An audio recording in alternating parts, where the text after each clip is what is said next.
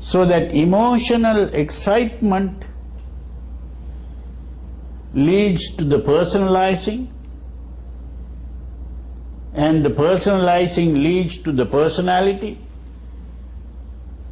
and the personality leads to the birth, old age, disease, death.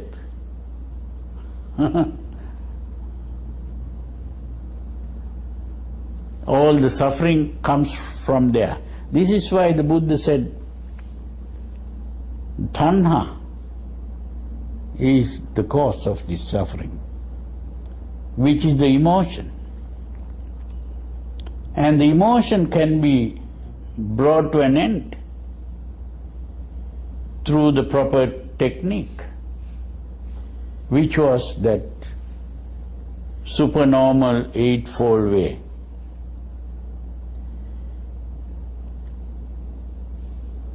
So we have to go beyond the normal to a supernormal state to solve that problem. So this was the ending of the problem of dukkha, or suffering.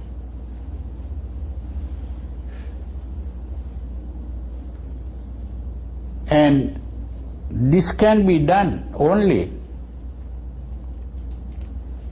by calming the mind. But the mind cannot be calmed without calming our behavior. So the first step is to calm the behavior.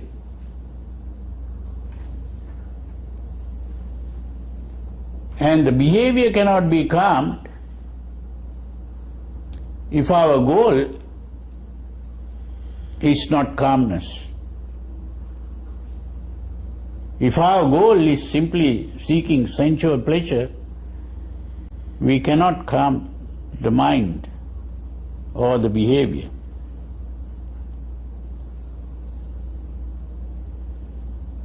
So this is why this whole problem of existence can be solved only by going gradually. First the devotion, then the control of behavior, the good life, Sila, which is called Sīla. The devotion is called Saddhā. Saddhā, Sat means what is good and true. Dhā is to uphold. So that is the devotion. And then comes the Sīla, which is the good behavior. And then comes Samādhi, which is the purity and tranquility of mind. And after Samādhi comes the understanding of the problem. This understanding of the problem is really the solution of the problem. When we have understood that there is no being, although we think there is being. So this is a paradigm shift. It's a paradigm shift. But in this process of becoming aware of this delusion, it is really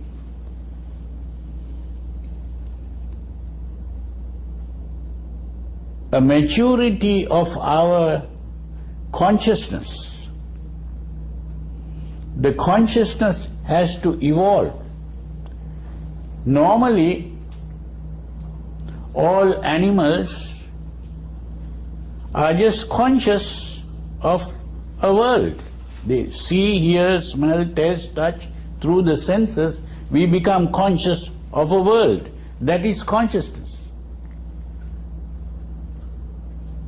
But this consciousness is taking place without our knowledge. We are not in control of this. It's just happening.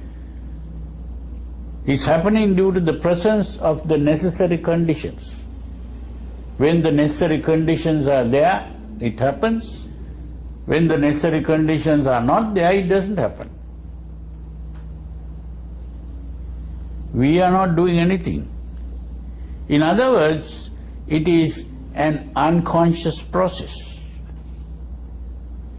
It is from a state of unconsciousness that consciousness comes into being.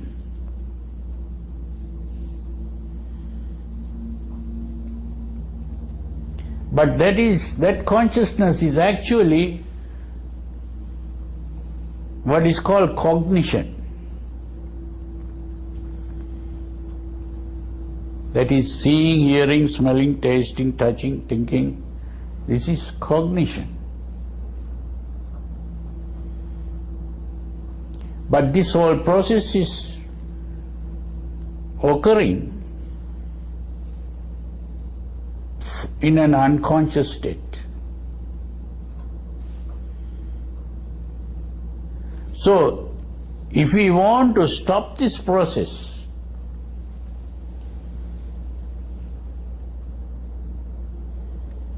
we have to become conscious of that.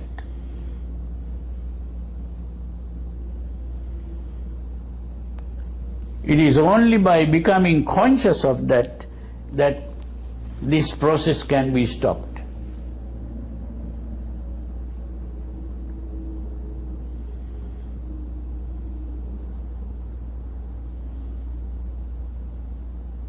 So this is the important thing to understand.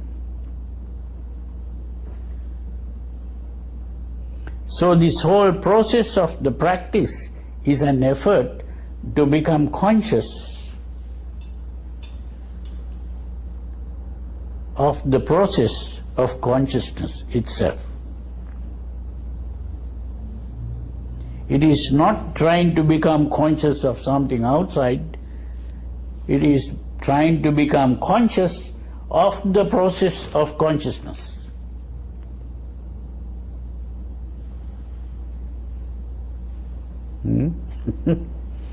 So that is the paradigm shift. So this paradigm shift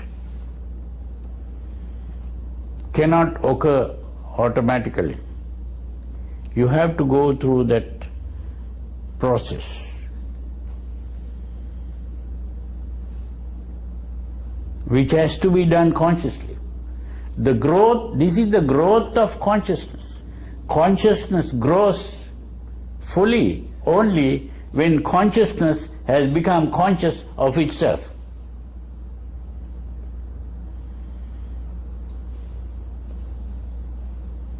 That is the ultimate point in the evolution of consciousness. So when we speak of the Buddha, we are speaking of a person who has evolved to that highest level where a person becomes conscious of consciousness.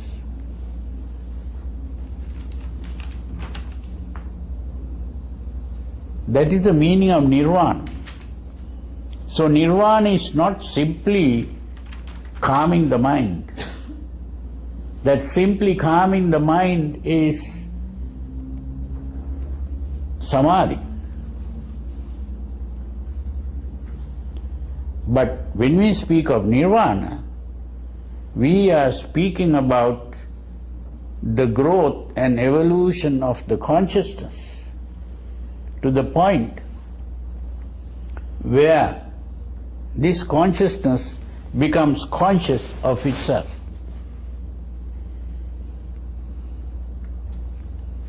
And when that has happened, that emotional agitation, excitement will never come back.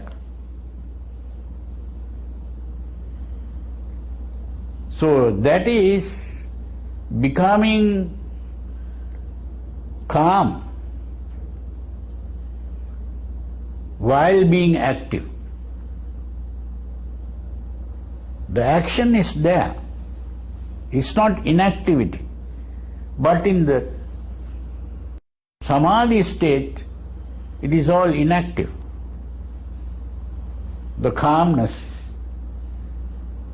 But you can be active and at the same time be calm inside, because the emotional excitement never takes place.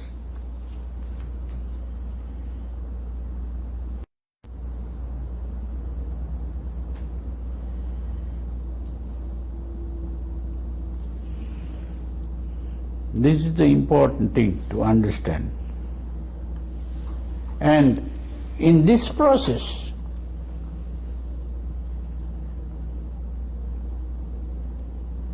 the perceptual process is going on. Conceptual process is going on. But the emotional process has stopped.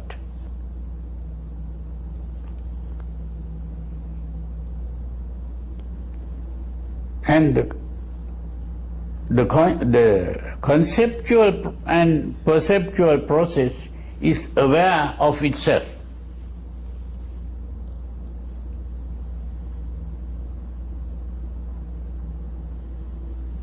And because the perceptual process is aware of itself,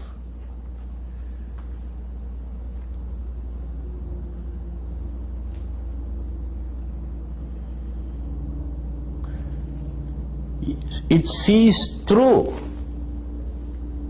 the process, and therefore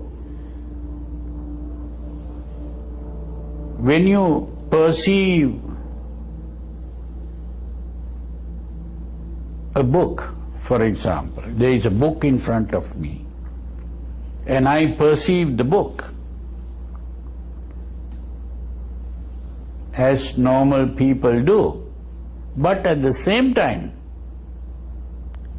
what you are perceiving is not just the book. What you are perceiving is the perception of the book.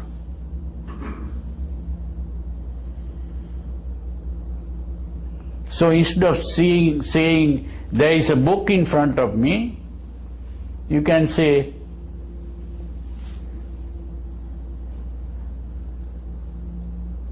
there is the seeing of a book.